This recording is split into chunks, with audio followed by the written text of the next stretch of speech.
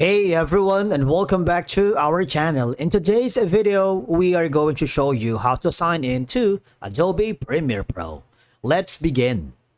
Now, to sign in to Adobe Premiere Pro, you just have to follow these simple steps. Number one option is go to the Adobe's official website and click the sign in option on the top right corner. What will happen is it will ask you to sign in to your Adobe account. All right, and from the Creative Cloud, you can continue with your Google account, your Facebook, with Apple, or if you view the more options, you continue with your Microsoft, Line, and Kakao. If you haven't already, this is the perfect time for you to create one so that later on when you sign in, you're gonna be having the ability to download the Premiere Pro. All right.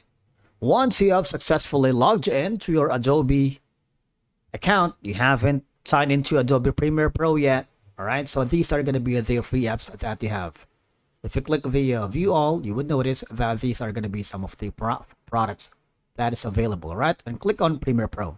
Now, if you can't find the Adobe Premiere Pro, click the search all here, type in Premiere, and click the Premiere Pro. What will happen is you would be forwarded to the Creative Cloud option. If you click the free trial, and again here, just add it to your cart, click on continue, and you should be able to use the Adobe Premiere Pro once you are successfully signed in and install the application on your computer. All right. So basically that's it. You can also use the Adobe Premiere Pro online, but it requires an active subscription. All right.